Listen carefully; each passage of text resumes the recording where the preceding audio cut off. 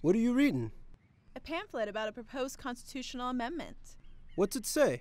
That's what I'm trying to figure out.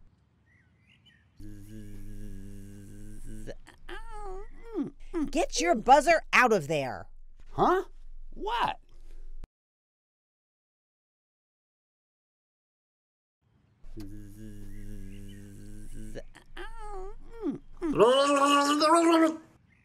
Hey, it's BeePolitical. Ah, perfect timing. What can I do for you? She had some questions about the, Prop 28.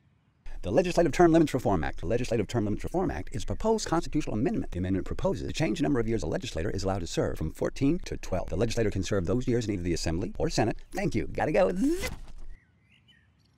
Get out there and focus.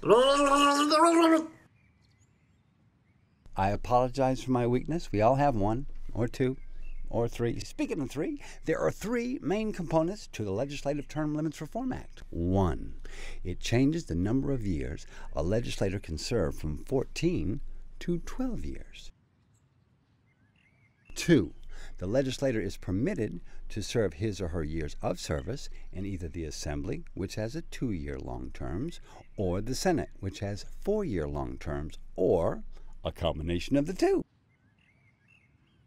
Lastly, the proposition would only apply to those elected after its passage.